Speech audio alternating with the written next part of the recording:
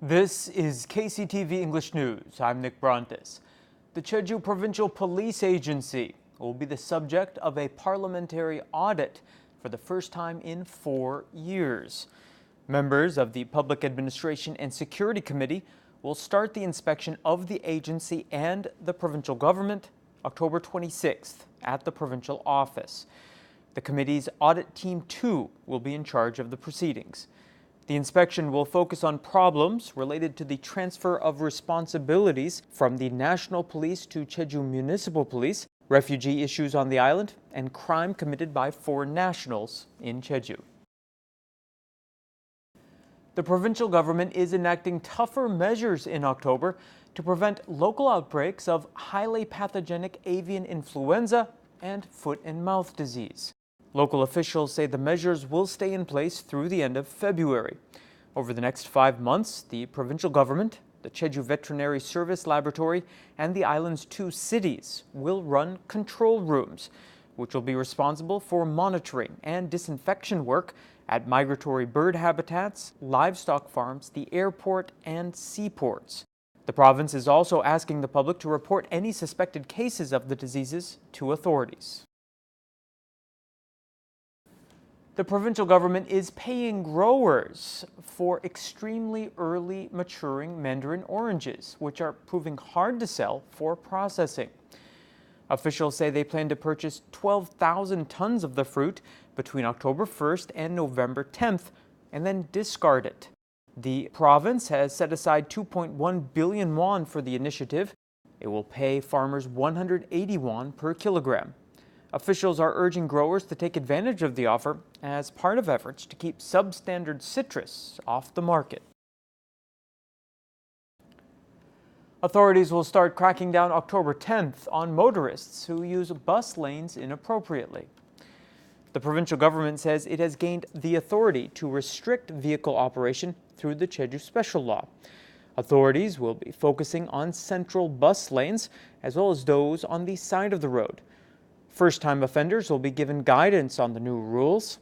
They will receive a warning the second time, and drivers will face fines of up to 60,000 won beginning with the third violation.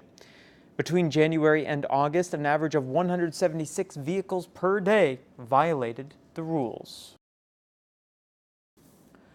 Among all similar administrative regions in the country, Jeju has the most abandoned pets. According to independent Son Kum-ju, a member of the National Assembly's Agricultural and Fisheries Committee, 517,407 animals have been abandoned in the nation over the past 6 years. At the metropolitan level, Gyeonggi-do had the most at 122,407. Next in line were Seoul, Busan, Gyeongnam, and Incheon in that order. At the primary local government level, Jeju had the most at 19,193. Changwon Gyeongsang-namdo and Pyeongtaek Gyeonggi-do followed. It's time again for Film Focus. Here's Mike Laidman with what's new in local theaters. Sooner or later, there was bound to be a time when there were no new English movies opening.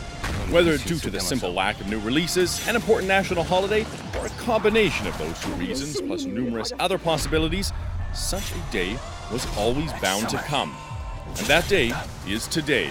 Yes, for the first time in our nearly 5-year history, we will be covering some Korean movies. Let's take a trip back in time with The Great Battle and then move on to The Negotiation. Because if there are 2 things Korean movies do well, they are historical epics and tense crime thrillers. Welcome to a new, different edition of Film Focus. I'm Mike Laidman. With epic scale and breathtaking action, The Great Battle tells the story of the Siege of Ansi, where Goguryeo forces held their fortress against 500,000 invading Tang soldiers in a battle that raged for 88 days. Now, it should be noted that the film is loosely based on history when, at some point in the late 600s during the Tang Dynasty, Chinese Emperor Taozong attempted to conquer the Korean kingdom of Goguryeo. Standing between Taozong and the Goguryeo capital is the fortress of Ansi, which is defended by Yang Manchun and his comparatively ragtag crew of a mere few thousand.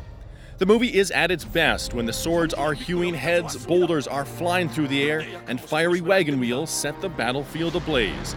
All pretty impressive when you realize the movie was made for the equivalent of about $20 million. Director Kim Kwang-sik even takes a little time for a little character development and a bit of a love story, but none of it gets in the way of the action. So sure, the CGI can't hold up to what Hollywood offers, but with 1/5 the budget of a comparative flick, The Great Battle does a darn fine job of offering up some tasty, tasty action. 지성을 주지 않는다.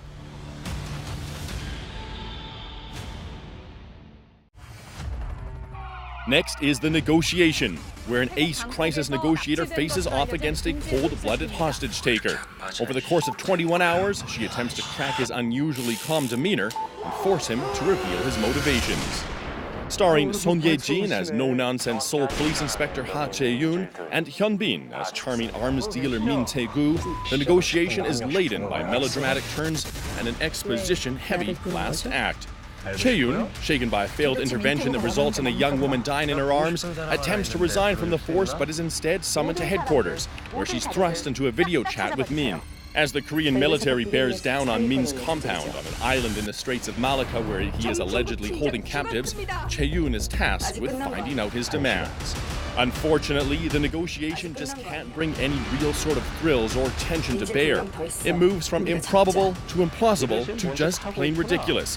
And so out of this week's 2 inaugural Korean movies, it's The Great Battle that should earn your hard-earned cash.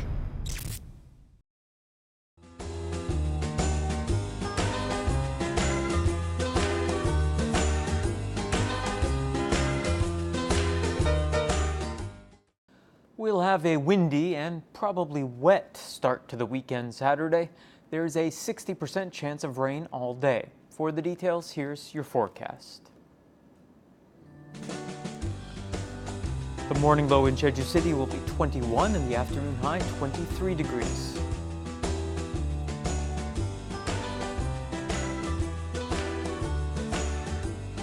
Temperatures in Seogwipo will fall between 20 and 24.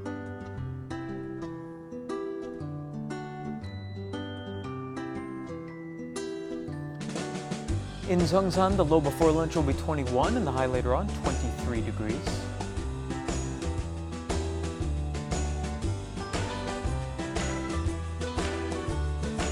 Across the island in Gosan, temperatures will range from 20 to 24.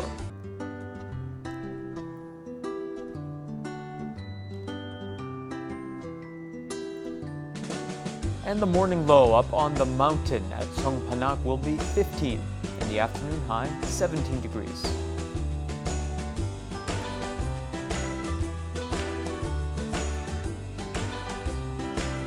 Out on the water, winds will be out of the northeast and east at 10 to 20 meters per second, and seas will be quite rough, getting up to 5 meters.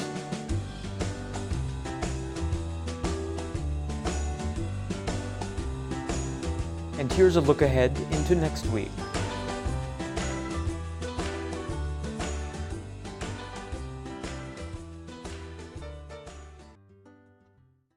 That brings us to the end of today's newscast. Thank you for joining me, and I hope you'll tune in next time. Until then, find us online at eng.kctvjeju.com. 시청자 여러분, 고맙습니다.